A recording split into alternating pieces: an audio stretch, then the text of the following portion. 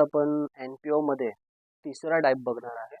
तर तिसरा टाइप म्हणजे काय, तर बघा, रिसिट्स अँड पेमेंट दिलेले आहे, त्याच्या खाली आपल्याला ॲडजस्टमेंट दिलेले आहेत आणि अजून त्यांनी एक आपल्याला ओपनिंग बॅलन्स शीट दिलेली आहे. म्हणून याला मी बोलतोय की तिसरा टाइप आहे. आपण 3 टाइपचे क्वेश्चन म्हणजे आधी 2 टाइपचे बघितलेले आहेत, आता हा तिसरा टाइप आहे. मग आता ह्या टाइपच्या क्वेश्चनमध्ये आपल्याला याचं सोल्युशन कसं करायचं आहे, तर आधी आपल्याला काय करावं लागेल, ॲडजस्टमेंट टिकमार्क करून घ्यावे लागतील. ओके, मग फर्स्ट आउटस्टँडिंग काय बोललेलं आहे, सॅलरी. मग इथे सॅलरीला टिकमार्क करायचे. त्याच्यानंतर आउटस्टँडिंग ट्युशन फी, मग ट्युशन फीला टिकमार्क करायचे आहे, ट्युशन फी इकडे. त्याच्यानंतर डेप्रिसिएशन आहे, library book. Okay, library book आणि फर्निचर, इथे फर्निचर. तर ॲडजस्टमेंट टिकमार्क करून झाले. त्याच्यानंतर जसं आपल्या स्टेप्स आहेत त्या स्टेप्सनुसार आपल्याला हे सोल्युशन करायचं आहे. तर बघा, जेव्हा पण आपली पहिली स्टेप काय असते, ओपनिंग असेट्स अँड लायबिलिटी, ते आपल्याला कुठे भेटतं, तर ॲडजस्टमेंटमध्ये भेटतं. परंतु ह्या टाईपच्या क्वेश्चनमध्ये जे ओपनिंग असेट्स अँड लायबिलिटी असतं ते म्हणजे हे तुमची बॅलन्स शीट. ओके, तर आधी आपल्याला हे पहिली स्टेप आपल्याला ही ट्रान्सफर करायची आहे. पण ट्रान्सफर करायच्या आधी आपल्याला हे क्रॉस चेक करायचं आहे. क्रॉस म्हणजे असेट्स आणि रिसिट क्रॉस चेक करायचं आहे. आपल्याला नाव पण सेम पाहिजे आणि अमाऊंट पण सेम पाहिजे. मग ते काय करायचे, कॅन्सल करायचे. बघूया, कॅश इन हँड किती, 6,000. इथे पण बघा, कॅश इन हँड 6,000. तर हे दोन्ही ठिकाणी कॅन्सल करायचे, इथे पण इथे पण.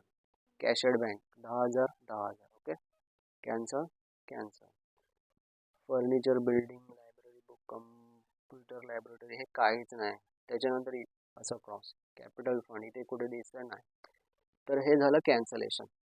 लायबिलिटी आणि पेमेंट साईड बघायचे आणि जर नाव आणि अमाऊंट सेम असेल तर ते कॅन्सल करायचं. तर इथे असं काही दिसत नाही आहे. जसे की आपण असेट्स आणि रिसिट्समध्ये बघितलं, कॅश इन हँड आणि कॅशड बँक हे काय सेम. ओके, अमाऊंट पण सेम आहेत आणि नाव पण इथे सेम आहेत, दोन्ही ठिकाणी कॅन्सल करायचं. आता करूया आपण सोल्युशन. तर फर्स्ट आपण ओपनिंग असेट्स आणि लायबिलिटी म्हणजे आपल्याला ही पहिला बॅलन्स शीट ट्रान्सफर करायची आहे. बघा, कॅश इन हँड कॅशड बँक काय झालं, कॅन्सल. मग त्याच्यानंतर काय, बिल्डिंग आहे. ओके, मग बिल्डिंग कुठे येणार, असेटला. बिल्डिंगचा अमाऊंट इनर कॉलममध्ये लिहायचं, किती आहे, 4,50,000.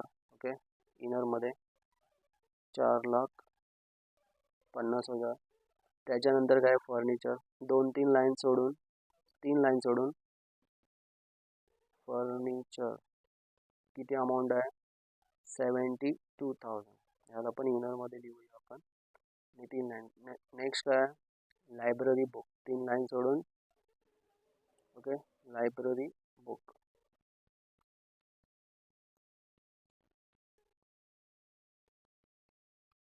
किती आहे, 45 इनरमध्ये.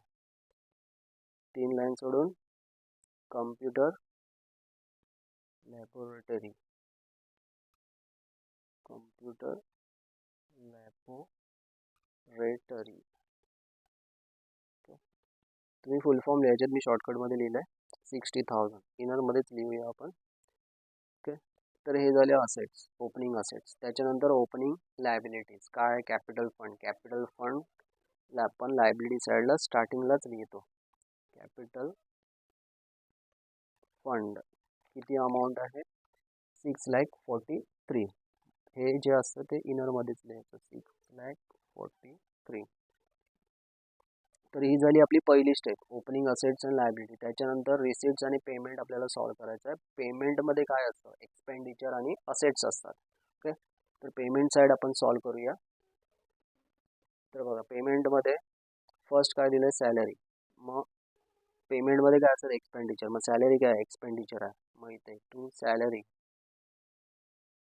सॅलरीची अमाऊंट आहे 90,000. आतमध्ये लिहायचे आहे कारण ॲडजस्टमेंट आहे. कारण बघा, इथे आपण याला टिक मार्क केले, एक लाईन सोडून. त्याच्यानंतर लायब्ररी बुक. आता लायब्ररी बुक काय, एक्सपेंडिचर नाही तर काय, असेट्स आहे. मग ते असेट साईडला टाकायचं. बघा, ऑलरेडी आपण इथे लिहिलं आहे लायब्ररी बुक्स, मग इथेच लिहायचं आहे. जर रिपीट आलं तर काय लिहायचं, ॲड परचेज. जे काही रिपीट होईल त्याच्यासाठी ॲड परचेज असं लिहायचं. किती अमाऊंट आहे, ओके, किती अमाऊंट आहे 14,000. मग इथे 14,000 आपण प्लस करणार. टोटल 0 0 0 9 5 59. ओके. त्याच्यानंतर आहे ऑफिस रेंट. ऑफिस रेंट काय आहे, एक्सपेंडिचर. सॅलरीच्या खाली एक लाईन सोडून खाली लिहायचं टू ऑफिस रेंट. आता सॅलरीला एक लाईन का, कारण ॲडजस्टमेंट आहे त्याचं. ओके, याला टिकमार्क नाही, आउटर साईडला टाकायचं आहे 10,000. त्याच्यानंतर आहे printing and stationery. To printing and stationery. तुम्ही फुल फॉर्म लिहायचे आहेत, याचं पण आउटर साईडला, कारण ॲडजस्टमेंट नाही. सन्ड्री एक्सपेन्सेस, याच्याच खाली सन्ड्री एक्सपेन्सेस.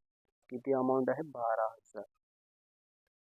त्याच्यानंतर आहे इन्शुरन्स, याच्याच खाली कंटिन्यू इन्शुरन्स. किती 10,200. त्याच्यानंतर आहे स्पोर्ट्स एक्सपेन्सेस. स्पोर्ट्स एक्सपेन्सेस किती आहे 8,000.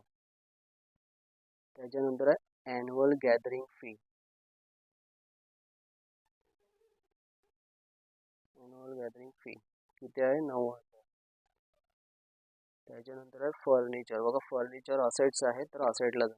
बघा ऑलरेडी लिहिलं आहे, परत आलं रिपीट. काय लिहायचं, ॲड परचेस. किती अमाऊंट आहे 50,000. इथे 50 प्लस करायचे आणि टोटल खालीच लिहून घ्यायचे 0 0 302 12, 1,22,000. त्याच्यानंतर आहे रिपेअर्स. ओके, रिपेअर्स किती आहे 15,000. त्याच्यानंतर आहे cash in hand, cash at bank. दोन्ही काय आहेत, असेट्स आहेत. मग ते असेट साईडला ट्रान्सफर करायचे. Cash in hand, cash at bank. Cash in hand किती आहे 4,800. Outer side 4,800. Cash at bank आहे 70,000. ओके, तर अशा प्रकारे आपल्याला हे पेमेंट साईड सॉल्व करायचे होते. तर पेमेंटला काय असतं, एक्सपेंडिचर असतात आणि असेट्स असतात. असेट जेव्हा रिपीट येतात तेव्हा काय लिहायचं, ॲड परचेस. आता रिसीट साईड बघूया. ओके, रिसीट साईडला आपण काय करणार आहे, रिसीटमध्ये काय असतात, इन्कम असतात आणि लायबिलिटीज असतात. तर पहिलं जे बॅलन्स ब्रॉट डाऊन असतं ते कॅन्सल करायचं, त्याला ट्रान्सफर नाही करायचं. त्याच्यानंतर आहे ट्युशन फी. मग इथे by tuition fee. Tuition fees किती 90,000. बघ याला टिकमार्क आहे, आतमध्ये लिहायचं. त्याच्यानंतर आहे टर्म फी, एक लाईन सोडून बाय टर्म फी. किती आहे 3,000. आउटर साइड ॲडजस्टमेंट नाही आहे. Admission fee, by admission fee किती आहे 12,000. त्याच्यानंतर आहे डोनेशन. बघा डोनेशन तर आहे, पण काय लिहिलं आहे, कॅपिटल. जर हा कॅपिटल वर्ड नसता तर हे जे डोनेशन आहे ते आपण इथे इन्कममध्येच ट्रान्सफर केलं असतं. पण आता कॅपिटल किंवा कॅपिटलाइज वर्ड आला तर आपल्याला काय करायचं आहे, कॅपिटल फंडमध्ये ते ॲड करायला लागतं. ओके, मग इथे ॲड डोनेशन. किती अमाऊंट आहे 61. त्याच्यानंतर इंटरेस्ट रिसिव्ड, ते इन्कमला बाय इंटरेस्ट रिसिव्ड किती आहे 2,000.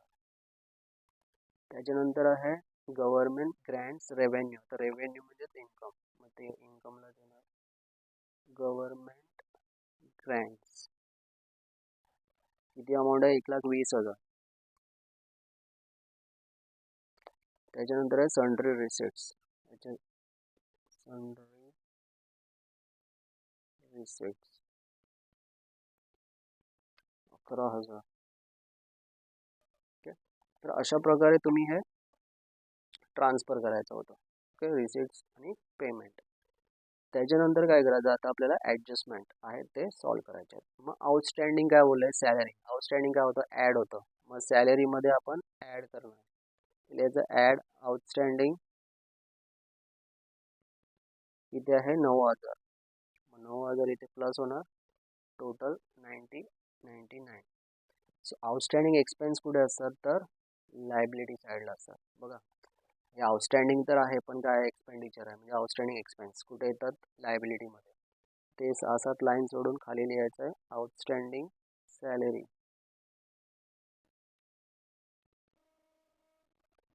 किती आहे 9,000. ओके, ॲडजस्टमेंटमध्ये बघू शकता तुम्ही 9,000. Outstanding tuition fee, okay same add होणार.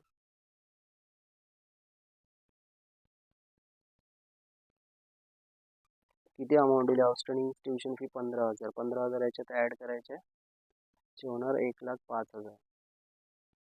त्याच्यानंतर आता हे बघा आउटस्टँडिंग इन्कम आहे, तर आउटस्टँडिंग इन्कम कुठे येतात असेट साईडला. मग आपण इथे लिहून घेऊया आउटस्टँडिंग ट्युशन फी. किती ॲड केली आपण 15,000. मग इथे आउटर साईडला 15,000. त्याच्यानंतर डेप्रिसिएशन लायब्ररी बुक 9,000, फर्निचर 10,000. मग लायब्ररी बुक्स मधून आपल्याला डेप्रिसिएशन काय करायचं असतं, लेस. डेप्रिसिएशन किती अमाऊंट आहे लायब्ररीची 9,000. 9,000 मायनस करायचे आहेत, बॅलन्स राहिले 50,000.